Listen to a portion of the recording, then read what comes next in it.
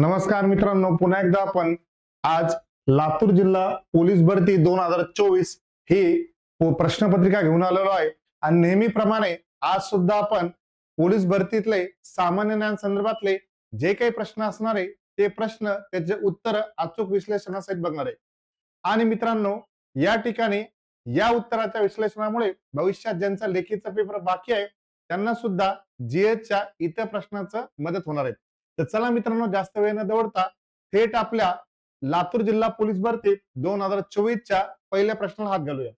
पहिला प्रश्न बघा, कोणते बेट लातूर जिल्ह्यामध्ये आढळून येते? आता हा जो प्रश्न आहे लातूर जिल्ह्या संदर्भातला स्पेसिफिक आहे. आणि मी तुम्हाला सांगू इच्छितो मित्रांनो, तुम्ही ज्या ज्या जिल्ह्याचा फॉर्म भरलेला आहे त्या जिल्ह्या संदर्भात जी डिटेल माहिती देणार एक छोटं पुस्तक असतं आपला जिल्हा म्हणून, ते आपला जिल्हा पुस्तक तुम्ही त्या ठिकाणी चांगल्या प्रकारे रीड करा, मेमराईज करा. म्हणजे त्या संबंधित जिल्ह्या संदर्भात जे काही प्रश्न तुम्हाला आलेले असतील ते 2 असो किंवा 3 असो, त्या प्रश्नाचा तुम्हाला परफेक्टपणे आन्सर देता येईल आणि हातचे मार्क आपले जाणार नाही. ठीक आहे, कारण की आपल्या सर्वांना माहिती आहे ज्यावेळेस तुम्ही स्टडी करता किंवा ज्यावेळेस तुम्ही अभ्यास करता मित्रांनो, तर आपण राज्य स्तरावरची किंवा भारतीय स्तरावरती ही मोगम स्वरूपातली माहिती अभ्यासत असतो. आणि जिल्ह्यातली प्रत्येक जिल्ह्यातली डिटेल तर काही आपण अभ्यासत नाही. मग आपण ज्या जिल्ह्यातला फॉर्म भरतो त्या जिल्ह्यातली डिटेल माहिती असणं गरजेचं आहे. आणि त्याच्यासाठीच आपला जिल्हा हे पुस्तक आपण त्या ठिकाणी खरेदी करून त्या ठिकाणी रीड करणं गरजेचं आहे. तर बघा मित्रांनो, कोणते बेट लातूर जिल्ह्यामध्ये आढळून येते? 4 ऑप्शन दिले. एक हत्ती बेट, 2 निलंगा बेट, तिसरं घोटा बेट आणि चौथं खरोसा बेट.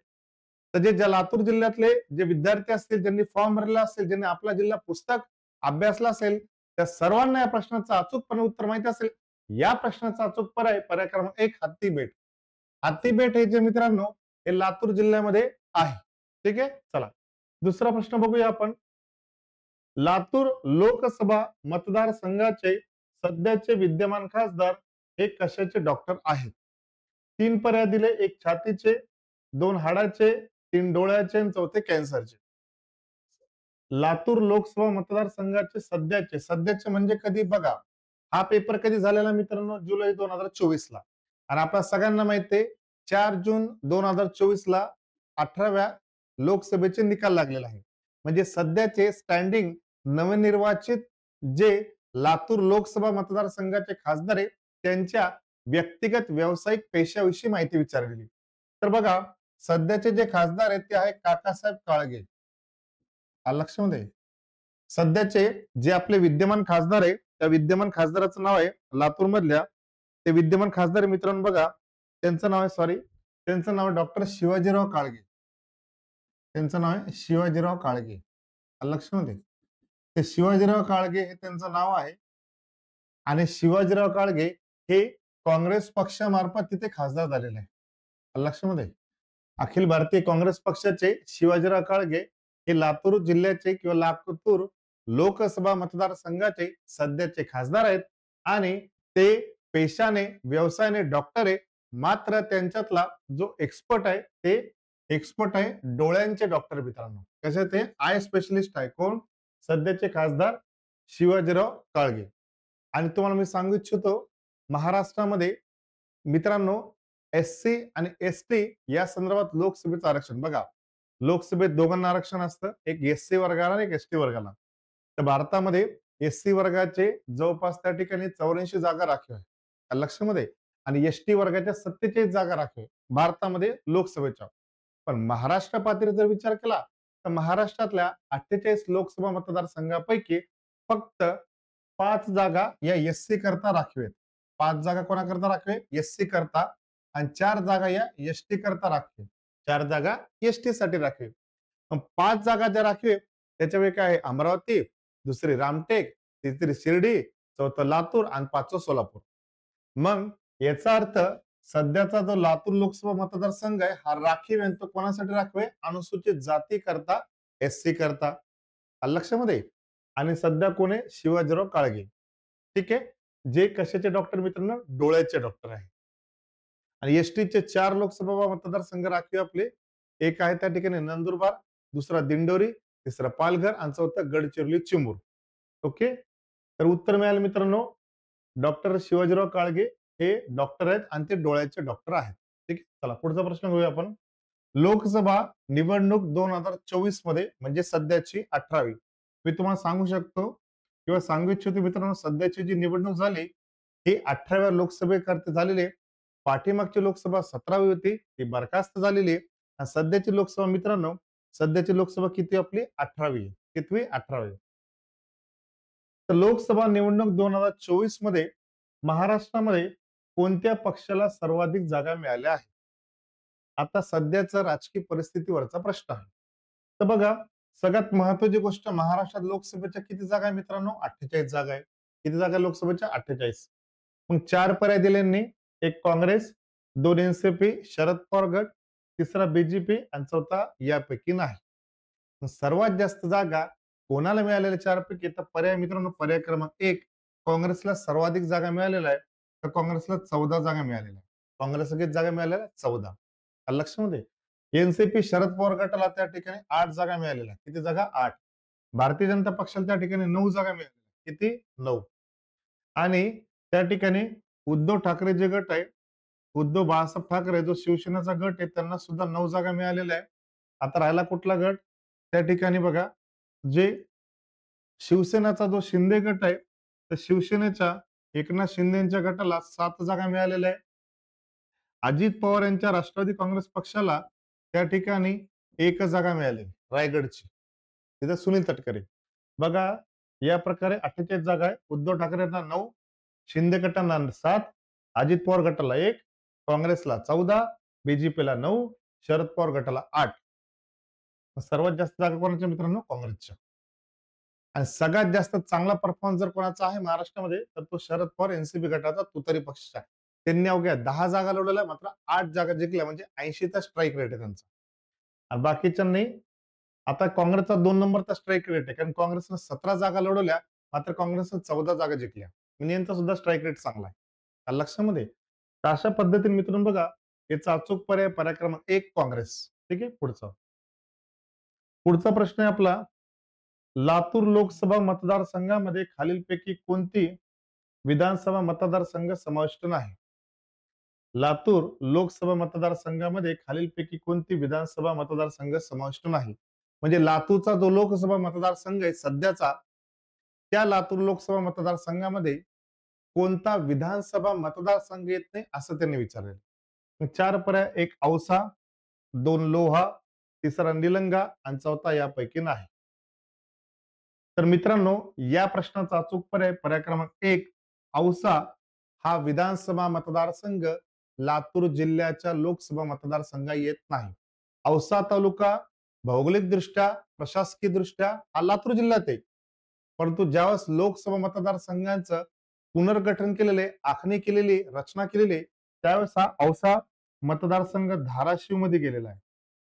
कुठे कोणत्या लोकसभा मतदारसंघात गेलाय? धाराशिव म्हणजे जुना उस्मानाबाद, जिथले सध्याचे खासदार निवडून आले ओमराजे निंबाळकर. तालुका कुठे? औसा, लातूर जिल्ह्यातच आहे. मात्र विधानसभा जो मतदारसंघ आहे, हा कुठं जोडलेला लोकसभेसाठी? धाराशिव जिल्ह्यामध्ये जोडलेला आहे किंवा धाराशिव लोकसभा मतदारसंघामध्ये जोडलेला आहे. ठीक आहे. या पद्धतीने उदाहरणार्थ, धाराशिव जो मतदारसंघ आहे त्याच्यामध्ये त्या ठिकाणी सोलापूर जो जिल्हा आहे, तर सोलापूर जिल्ह्यामधला सुद्धा तालुका घेण्यात आलेला आहे. ठीक आहे. उदाहरण द्यायचं झालं अजून, समजा छत्रपती संभाजीनगर आहे, तर छत्रपती संभाजीनगर जिल्ह्याचे सध्याचे निर्वाचित निवडून आले जे खासदार आहे संदीपान भुमरे, ते पूर्वी काय होते? आमदार होते. आमदार कुठले होते? पैठण विधानसभा मतदारसंघ. मात्र त्यांचा पैठण विधानसभा मतदारसंघ हा जालना लोकसभा मतदारसंघ आहे. आलं लक्षात आहे? म्हणजे पैठण तालुका कुठे? छत्रपती संभाजीनगर जिल्ह्यामध्ये. मात्र तोच पैठण तालुका लोकसभा मतदारसंघासाठी कुठे जोडलेला आहे? जालना लोकसभेमध्ये. आलं लक्षामध्ये? तर अशा पद्धतीने लोकसभेची फेररचना किंवा मतदारसंघ रचना करत असताना शेजारच्या जिल्ह्याचा तालुका हा दुसऱ्या जिल्ह्यामध्ये घेतला जाऊ शकतो, जर लोकसंख्या अपुरी पडत असेल तर. कारण की मतदारसंघाची रचना ही त्या ठिकाणी लोकसंख्येच्या आधारे होत असते, ही गोष्ट लक्षात ठेवायची. ठीक आहे. चला पुढे. छत्रपती शिवाजी महाराजांचा जन्म कुठे झाला? 4 पर्याय, 1 राजगड, 2 पुणे, 3 शिवनेरी आणि 4 यापैकी नाही. आपल्या सगळ्यांना माहिती आहे, सोपा प्रश्न आहे. सर्व मराठी जे काही आपले आहे विद्यार्थी आहेत किंवा जे सर्व मराठी व्यक्ती आहेत, सगळ्या मराठी माणसाला, असा एकही मराठी माणूस नाही ज्याला माहित नाही की छत्रपती शिवरायांचा जन्म हा कुठल्या किल्ल्यावर झाला. आपल्या सगळ्यांना माहिती मित्रांनो, या प्रश्नाचा अचूक पर्याय क्रमांक 3, शिवरायांचा जन्म हा शिवनेरी किल्ल्यावर झालेला आहे. आलं लक्षामध्ये? आणि शिवरायांचा जन्म कधी झालेला आहे? तर शिवरायांचा जन्म आपल्या सगळ्यांना माहिती आहे 19 फेब्रुवारी 1630 रोजी छत्रपती शिवरायांचा शिवनेरी या किल्ल्यावरती काय झालेला आहे? जन्म झालेला आहे. आलं लक्षामध्ये? त्यानंतर 3 एप्रिल 1680 ला त्यांचं निधन झालेलं आहे, त्यांचा मृत्यू झालेला आहे. आणि आपल्याला माहिती आहे 6 जून 1674 ला त्यांचा राज्याभिषेक झालेला आहे. त्यावेळेस त्यांची राजधानी होती रायगड. ही स्वराज्याची दुसरी राजधानी होती. मात्र स्वराज्याची पहिली राजधानी ही कुठली होती? राजगड. कुठली होती? राजगड. अचूक उत्तर कुठलं मित्रांनो? शिवनेरी या किल्ल्यावर 19 फेब्रुवारी 1630 ला स्वराज्य जे आपले आहे, स्वराज्याचे जे ज्यांनी स्वराज्यात ज्यांनी स्थापना केली ते छत्रपती शिवरायांचा जन्म झालेला आहे. ठीक आहे. चला पुढचा प्रश्न घेऊया आपण. याच्यामध्ये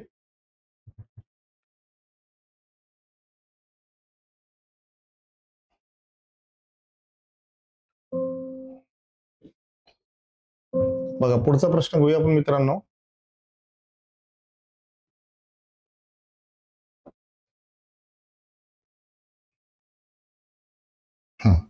बघा पुढचा प्रश्न आहे, छत्रपती शिवाजी महाराजांनी कोणता किल्ला त्यांच्या काळामध्ये निर्माण केला आहे? काय प्रश्न आलाय? छत्रपती शिवाजी महाराजांनी कोणता किल्ला त्यांच्या काळामध्ये निर्माण केलेला आहे, अशा प्रकारचा तो प्रश्न आहे. आणि 4 पर्याय दिलेले मित्रांनो आपल्या समोर. ते 4 पर्याय आपल्या डोळ्यासमोर आहेत. पहिला जो पर्याय आहे, तो पहिला पर्याय आहे त्यामध्ये प्रतापगड, दुसरा आहे कोंढाणा, तिसरा औसा आणि चौथा यापैकी नाही. या 4 पर्यायापैकी अचूक पर्याय मित्रांनो पर्याय क्रमांक 1 प्रतापगड हा जो किल्ला आहे, प्रतापगड किल्ला हा छत्रपती शिवरायांनी त्यांच्या काळामध्ये बांधलेला आहे किंवा निर्माण केलेला आहे. लक्षामध्ये आता या संदर्भातलं प्रतापगडाचं वैशिष्ट्य काय? तर आपल्याला माहिती आहे मित्रांनो 1659 मध्ये छत्रपती शिवरायांनी अफजल खानाचा याच ठिकाणी वध केलेला आहे, याच किल्ल्याच्या पायथ्याशी.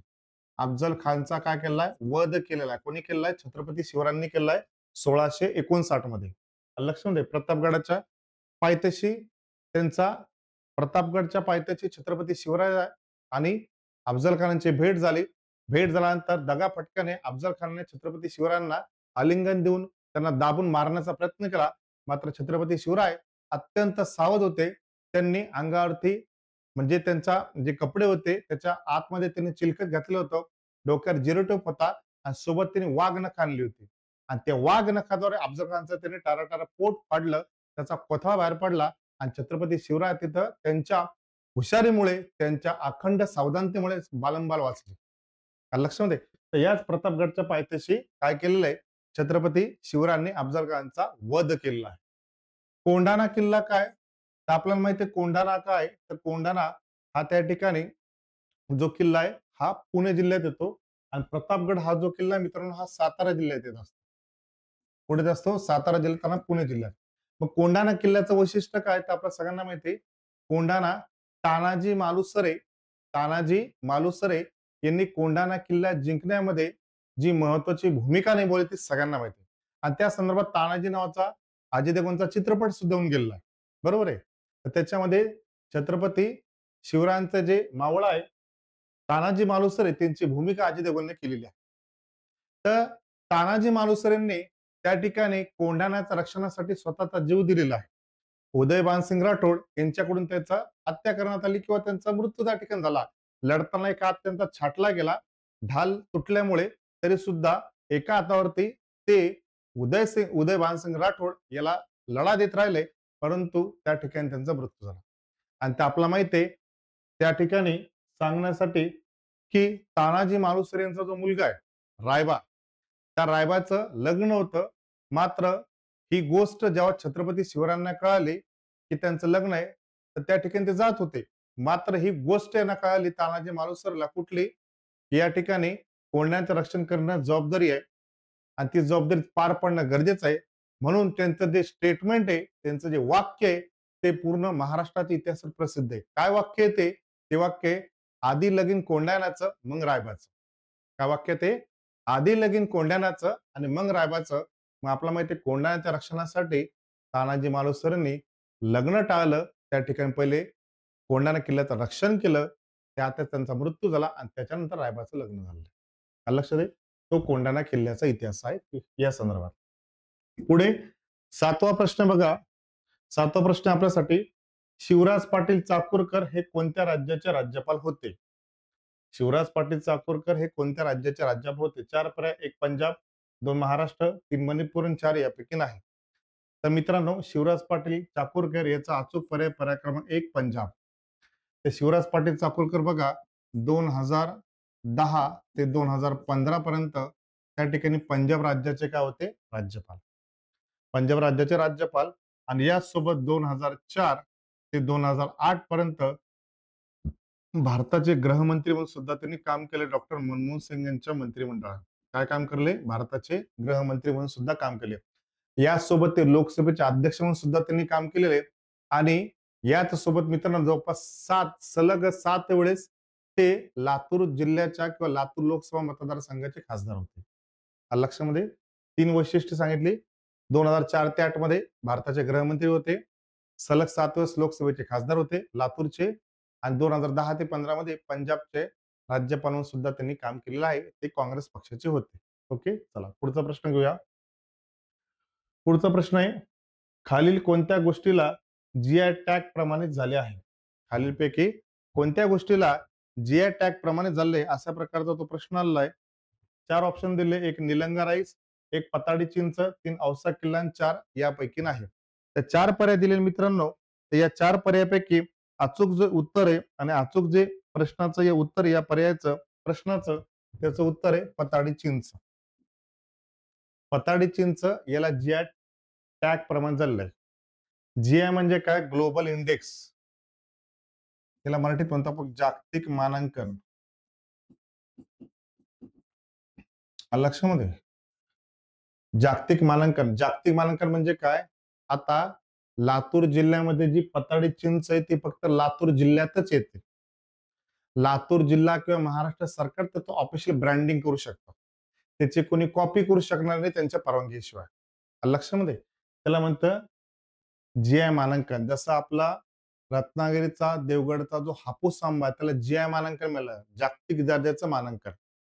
तर ते कोण मिळालं? पताडी चिंचाला. ठीक आहे, पुढे. महाराष्ट्र राज्याच्या विधान परिषदेमध्ये एकूण किती जागा आहेत? काय प्रश्न विचारला आपला? महाराष्ट्र राज्याच्या विधान परिषदेतल्या जागा विचारल्या. 4 पर्याय दिले तुमच्यासमोर. 1 79, 1 288, 1 285 आणि यापैकी नाही. काय मित्रांनो? 79, 288, 285 यापैकी नाही. काय उत्तर आहे? अचूक उत्तर मित्रांनो पर्याय क्रमांक 4 यापैकी नाही. लक्षामध्ये. तर महाराष्ट्र विधान परिषदेमध्ये सध्या किती जागा आहे मित्रांनो? सध्या 78 जागा आहे. किती जागा आहे? 78. इथं काय दिलं? 79. 79 आहे का? नाही. 288 ज्या जागा आहेत त्या कशाच जागा आहे मित्रांनो? महाराष्ट्राच्या विधानसभेच्या जागा आहे. आणि आपल्याला विचारलेलं विधान परिषद. आणि 250 ज्या जागा मित्रांनो या भारताच्या संसदेच्या राज्यसभेच्या जागा आहेत. कशाच्या? राज्यसभेच्या. आणि आपल्या किती आहे? 78 जागा आहे. म्हणून अचूक पर्याय पर्याय क्रमांक 4 यापैकी नाही. ठीक आहे, चला पुढचा प्रश्न घेऊया आपण.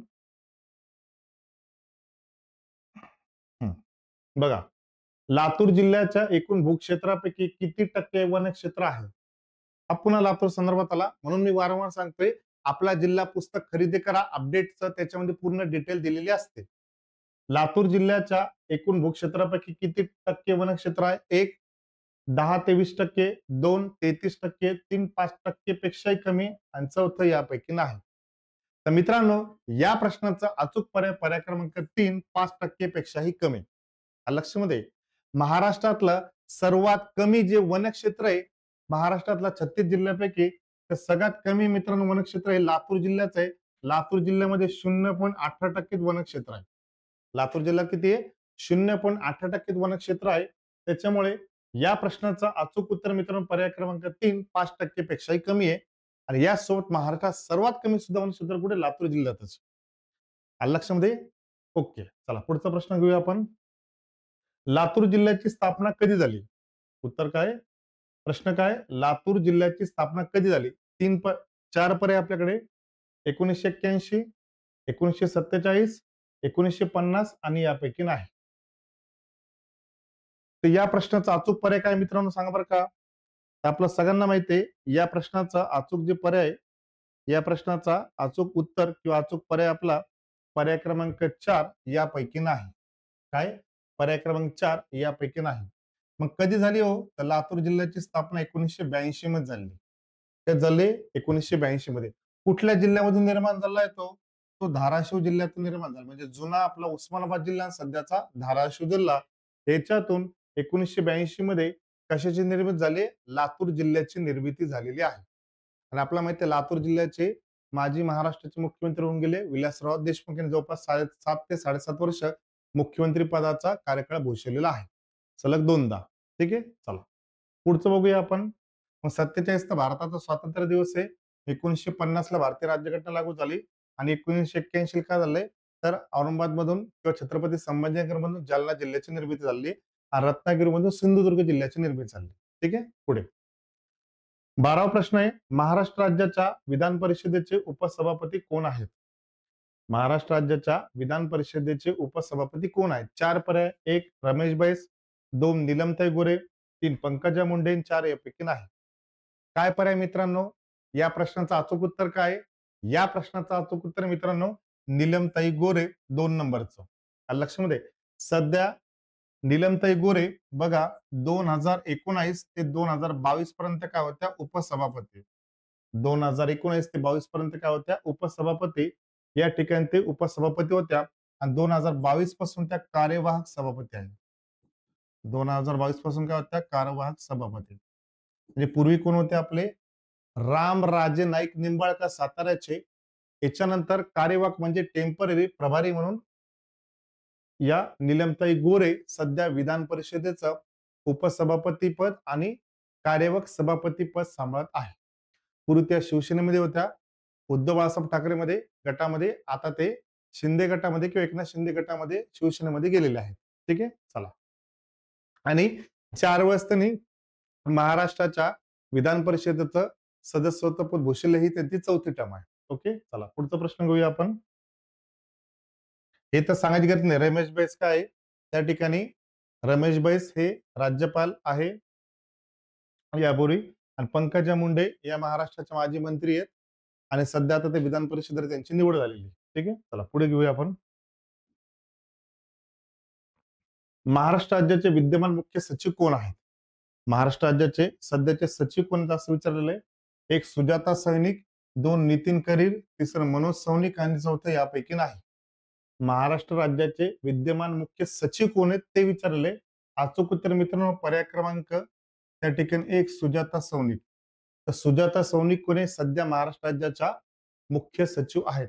आता सांगू इच्छितो या 1987च्या बॅचच्या आय एस अधिकारी. कधीच्या? 1987च्या बॅचच्या आय एस अधिकारी आणि महाराष्ट्र राज्याच्या मुख्य सचिव पदावर जाणारी ही पहिली महिला आहे. महाराष्ट्र राज्याच्या ही मुख्य सचिव पदावर जाणारी कोण आहे? पहिली महिला आहे. कोण आहे? पहिली महिला. ओके. 2 नंबर 3 मुख्य सचिव होण्याच्या पूर्वी या गृह विभागाच्या अतिरिक्त काय होत्या? सचिव. लक्षामध्ये गृह विभागाच्या काय होत्या? अतिरिक्त मुख्य सचिव होत्या. मुख्य सचिव होण्याच्या पूर्वी. आणि हे जे मनोज सौनिक आहे, मनोज सौनिक त्यांचे पती आहे, ते सुद्धा यापूर्वी महाराष्ट्र राज्याचे मुख्य सचिव होऊन गेलेले आहेत. ओके. चला. आता 3 गोष्टी लक्षात ठेवायच्या. 1987च्या बॅचच्या आय एस अधिकारी आहे. मुख्य सचिव होण्याच्या पूर्वी गृह विभागाच्या अतिरिक्त मुख्य सचिव होत्या आणि सध्या महाराष्ट्र राज्याच्या पहिल्या महिला मुख्य सचिव आहेत. ठीक आहे. चला पुढे. पुणे येथील शनिवारवाडा कोणी बांधला? 4 पर्याय. 1 पेशवे, 2 छत्रपती शाहू महाराज, 3 छत्रपती शिवाजी महाराज, 4 यापैकी नाही. या प्रश्नाचं मित्रांनो पर्याय आहे. पर्याय क्रमांक 1 पेशवे. पेशव्यांनी काय बांधलाय? पुण्यातील प्रसिद्ध शनिवारवाडा बांधलेला आहे. कधी बांधलेला त्यांनी तो? 1732च्या दरम्यान पूर्ण झालेला आहे. 1730 ला कामाला सुरुवात केली. 1732 ला संपला आणि तो बांधलेला मित्रांनो पहिले बाजीराव पेशवे यांनी बांधलेला आहे. कोणी बांधलेला आहे? पहिले बाजीराव पेशवे यांनी शनिवारवाडा बांधलेला आहे. आपण तो प्रसिद्ध पिक्चर बघितला असेल बाजीराव मस्तानी, त्यातले ते पहिले बाजीराव आहेत. लक्षामध्ये तर पुण्यातला शनिवारवाडा पहिले बाजीराव पेशव्यांनी 1732 मध्ये बांधून पूर्ण केलेला आहे. चला पुढचा प्रश्न घेऊया आपण. संसदेमध्ये खालील कोणते घटक समाविष्ट असतात? आता संसदेविषयी प्रश्न आलेला आहे राज्यघटनेसंदर्भातला. संसदेमध्ये खालील कोणते घटक समाविष्ट असतात? 4 पर्याय. 1 राज्यसभा, 2 लोकसभा, 3 पुन्हा रिपीट राज्यसभा केली त्यांनी आणि 4था पर्याय दिलाय राष्ट्रपती, राज्यसभा आणि लोकसभा. तर मित्रांनो, आपल्या जनरलपणे संसद म्हटलं तर आपल्या डोळ्यासमोर 2च ऑप्शन येतात, एक लोकसभा आणि राज्यसभा. परंतु फक्त लोकसभा आणि राज्यसभा यांची म्हणून संसद बनत नाही. तर सरळ-सरळ राज्यघटनेच्या कलम 79 मध्ये स्पष्ट सांगितलेलं आहे. काय सांगितलेलं आहे, की भारताचा राष्ट्रपती, राज्यसभा व लोकसभा यांची म्हणून काय बनत असते? संसद. भारताचा राष्ट्रपती, राज्यसभा व लोकसभा यांची मिळून बनते संसद. म्हणजे संसदेची तरतूद कितव्या कलमात केलेली? कलम 79 मध्ये. कलम कितीमध्ये केलेली? 79 मध्ये. ठीक आहे. चला पुढचा प्रश्न घेऊया आपण. 16 नंबरचा. भारताचे राष्ट्रपती महोदया या कोणत्या राज्याच्या आहेत? भारताचे ज्या सध्याच्या राष्ट्रपती आहेत, या कोणत्या राज्याच्या आहेत? असा प्रश्न आहे. 1 तमिळनाडू, 2 कर्नाटक, 3 ओडिसा आणि 4 यापैकी नाही. सगळ्यात महत्त्वाची गोष्ट सध्याचे राष्ट्रपती कोण आहे आपले? द्रौपदी मुर्मू. सध्याच्या राष्ट्रपती कोण आहे आपल्या भारताच्या? द्रौपदी मुर्मू. हा एक पहिला मुद्दा. मग याचं उत्तर काय मित्रांनो? याचं उत्तर आहे पर्याय क्रमांक 3 ओडिसा. ओडिसा राज्याच्या काय? द्रौपदी मुर्मू या आहेत. मयूरभंज हा जिल्हा आहे. मयूरभंज या जिल्ह्याच्या त्या काय रहिवासी आहेत. कोण? द्रौपदी मुर्मू. आता यांचे 3-4 महत्वाचे फॅक्ट सांगतो पेपरसाठी. नंबर 1 ही भारताची पहिली आदिवासी महिला राष्ट्रपती. भारताची पहिली महिला आदिवासी राष्ट्रपती म्हणजे द्रौपदी मुर्मू. 1. नंबर 2 स्वातंत्र्यानंतर भारताची म्हणजे स्वातंत्र्यानंतर ज्यांचा जन्म झालेला आहे, अशी पहिली महिला किंवा अशी पहिला राष्ट्रपती म्हणजे द्रौपदी मुर्मू. आणि यापूर्वी 2015 ते 2019 सॉरी 2015 ते 2021 जवळपास 6 वर्ष त्यांनी झारखंडचा राज्यपाल म्हणून काम केले. कुठलं? झारखंडचा. आणि जुलै 2022 पासून त्या भारताच्या राष्ट्रपती म्हणून काम करतायत आणि ते भारताचे 15वे राष्ट्रपती आहेत. किती राष्ट्रपती? 15वे. ठीक आहे. चला पुढचा प्रश्न घेऊया आपण. छत्रपती संभाजीनगर पोलीस परिक्षेत्रामध्ये कोणत्या जिल्ह्याचा समावेश होत नाही? ती 4 पर्याय, 1 जालना, 2 धाराशिव, 3 लातूर आणि 4 यापैकी नाही. तर मित्रांनो, आपल्या सगळ्यांना माहिती आहे, आता जालना आणि त्या ठिकाणी छत्रपती संभाजीनगर जवळ आहे, त्याच्यामध्ये असणारच आहे. मग 3 पर्याय राहतात धाराशिव, लातूर आणि यापैकी नाही. तर मित्रांनो, या प्रश्नाचा अचूक पर्याय पर्याय क्रमांक 3 लातूर हे छत्रपती संभाजीनगर पोलीस परिक्षेत्रामध्ये येत नाही. जालना पण येतं, धाराशिव पण येतं, मात्र लातूर येत नाही. ठीक आहे. चला पुढचं घेऊया. 19 नंबरचा. सर्वात जास्त कालावधी करता भारत देशाचे पंतप्रधान म्हणून राहणारे नेते कोण आहेत? आलं लक्षामध्ये? 4 पर्याय दिले. 1 नरेंद्र मोदी, 2 पंडित जवाहरलाल नेहरू, 3 इंदिरा गांधी, 4 यापैकी नाही. बघा मित्रांनो, एक या प्रश्नाचं एक वैशिष्ट्य दिसतंय बऱ्याच प्रश्नाचं. प्रत्येक ठिकाणी चौथा पर्याय यापैकी नाहीच दिलेला आहे तुम्हाला कन्फ्यूज करण्यासाठी. तर याचा अर्थ प्रत्येक ठिकाणी यापैकी नाही हे उत्तर असू शकतं असं नाही. आलं लक्षामध्ये? जसं हे बघणार आपण, इथं लातूर उत्तर होतं, यापैकी नाही नव्हतं. मग आता पर्याय कुठला आहे? अचूक पर्याय सर्वात जास्त काळ भारताचं पंतप्रधान पद भूषवणारी व्यक्ती कोण आहे? तर उत्तर मित्रांनो पंडित जवाहरलाल नेहरू. कोण आहे? पंडित जवाहरलाल नेहरू. यांनी 1947 ते 1964 म्हणजे त्यांच्या मृत्यूपर्यंत सलग 17 वर्ष पंतप्रधान पद भूषवलेलं आहे. किती वर्ष? 17 वर्ष. आणि नरेंद्र मोदी हे सध्या भारताचे तिसऱ्यांदा पंतप्रधान झालेले आहे. किती रे? तिसऱ्यांदा. आणि स्वातंत्र्यानंतर जन्मवणारी भारताची पहिली पंतप्रधान व्यक्ती म्हणजे कोणी? नरेंद्र मोदी. आलं लक्षामध्ये? कोणी? नरेंद्र मोदी. आणि इंदिरा गांधी आपल्याला माहिती आहे भारताच्या पहिल्या महिला पंतप्रधान झालेल्या आहेत. ठीक आहे. तर उत्तर मित्रांनो जवाहरलाल नेहरू सर्वात जास्त काळ 17 वर्ष भारताचं पंतप्रधान पद भूषवलेलं आहे. ठीक आहे. चला पुढचा प्रश्न घेऊया. भारताच्या लोकसभेचे स्पीकर कोण आहेत? म्हणजे अध्यक्ष किंवा सभापती. भारताच्या लोकसभेचे स्पीकर कोण आहेत? 1 ओम बिर्ला, 2 राहुल नार्वेकर, 3 नरेंद्र मोदी, 4 यापैकी नाही. आता हा सुद्धा सोपा प्रश्न मित्रांनो सगळ्यांना माहिती आपला अभ्यास करणारा. या प्रश्नाचा सुद्धा अचूक पर्याय पर्याय क्रमांक 1 ओम बिर्ला. ओम बिर्ला हे भारताच्या लोकसभेचे सध्या कोण आहे? स्पीकर. ओके. चला. मग ओम बिर्लांचं वैशिष्ट्य काय बघा? ते राजस्थान राज्यातून येतात. राजस्थान राज्यामध्ये जे कोटा नावाचा आहे मतदारसंघ लोकसभेचा तो त्यांचा प्रसिद्ध आहे. जसं आपल्याकडे महाराष्ट्रातून किंवा देशभरातून कोटाला जातात ना मुलं शिकण्यासाठी, इंजिनिअरिंग जेईची तयारी करण्यासाठी, नीटची तयारी करण्यासाठी, कोचिंग क्लाससाठी प्रसिद्ध आहे तेच कोटा. तर त्या कोटा लोकसभा मतदारसंघाचं ओम बिर्ला हे प्रतिनिधित्व करतात आणि भारताचे दुसऱ्यांदा लोकसभा अध्यक्ष झाले. कितव्यांदा? सलग दुसऱ्यांदा. यापूर्वी बलराम जाखड हे दुसऱ्यांदा झालते आणि पुन्हा दुसरी व्यक्ती लोकसभेचे सलग दुसऱ्यांदा अध्यक्ष होणार ती म्हणजे ओम बिर्ला. आलं लक्षामध्ये? आणि ते राजस्थान मधल्या कोटा लोकसभा मतदारसंघाचं प्रतिनिधित्व करतात. ठीक आहे. चला, शेवटचे मित्रांनो 3 प्रश्न आहे आपले. त्यानंतर आपलं सेशन संपून जाईल. बघा, सोपा प्रश्न आलाय. चे लॉंग फॉर्म काय आहे? चे लॉंग फॉर्म काय? 1 United payments interface, 2 United payment internet, 3 United payable internet आणि 4 यापैकी नाही. या प्रश्नाचा अचूक पर्याय मित्रांनो पर्याय क्रमांक 1 ते आहे युनायटेड पेमेंट इंटरफेस. हे चा लॉंग फॉर्म आहे. लक्षामध्ये काय लॉंग फॉर्म आहे? United payment interface. चला, 22 नंबरचा प्रश्न. लोणार तलाव कोणत्या जिल्ह्यामध्ये आहे? लोणार तलाव कोणत्या जिल्ह्यामध्ये? 4 पर्याय: 1 बुलढाणा, 2 जळगाव, 3 नांदेड आणि 4 यापैकी नाही. हा सुद्धा अत्यंत सोपा प्रश्न आहे मित्रांनो. हा बोनस देणारा प्रश्न आहे, बोनस मार्क देणारा प्रश्न आहे. तर आपल्याला माहिती आहे या प्रश्नाचा अचूक पर्याय पर्याय क्रमांक 1 बुलढाणा या जिल्ह्यामध्ये लोणार सरोवर येत असतं. आता लोणार तलाव पण आहे, आपण याला लोणार सरोवर पण म्हणतो आणि लोणार नावाचा काय तालुका सुद्धा आहे बुलढाणा जिल्ह्यामध्ये. ओके. आणि हे जे लोणार सरोवर मित्रांनो किंवा लोणार जो तलाव आहे हे उल्कापातामुळे झालेलं आहे. कशामुळे? उल्कापातामुळे. म्हणजे काय झालं आपल्याला माहिती आहे त्या ठिकाणी अवकाशातून मोठी उल्का आली, आल्यानंतर ती जमीन आदळली, मोठा खड्डा पडला आणि त्याच्यातून काय झालं मित्रांनो? उल्कापात तयार झालाय. आणि या ठिकाणी रामसर यादीच्या मध्ये उल्कापातामुळे निर्माण होणारा लोणार सरोवराचा सुद्धा समावेश केलेला आहे. कशामध्ये? रामसर यादीमध्ये. ठीक आहे. चला, शेवटचा प्रश्न बघूया आपण. संजय गांधी नॅशनल पार्क कोणत्या जिल्ह्यामध्ये आहे? संजय गांधी नॅशनल पार्क कोणत्या जिल्ह्यामध्ये आहे? 4 पर्याय पुन्हा एकदा: मुंबई सब अर्बन, 2 ठाणे, 3 रत्नागिरी आणि 4 यवतमाळ. मग कुठे मित्रांनो? त्याचा अचूक पर्याय पर्याय क्रमांक 1 मुंबई सब अर्बन इथं संजय गांधी नॅशनल पार्क आहे. आलं लक्षामध्ये? तर इथं बघा यांनी पर्यायवाची शब्द वगळलेले आहे, म्हणजे बदल केलेला आहे तुम्हाला कन्फ्युज करण्यासाठी. जसं आपण जनरल म्हणताना काय म्हणतो? मुंबई आणि मुंबई उपनगर. उप म्हणजे सब आणि नगर म्हणजे सिटी, शहर. त्याला तर काय आपण इंग्रजी म्हणतो अर्बन. त्यांनी शब्द काढला मुंबई सब अर्बन. म्हणजे मुंबई उपनगरामध्ये बोरिवली हा जो परिसर आहे, या बोरिवलीमध्ये संजय गांधी नॅशनल पार्क आहे. याची 1969 ला स्थापना झाली. किती? 1969 ला. 1 नंबर 2 हे महाराष्ट्रातलं सर्वात लहान काय नॅशनल पार्क आहे. हे फक्त त्या ठिकाणी 87 चौरस किलोमीटरचं आहे, सर्वात कमी.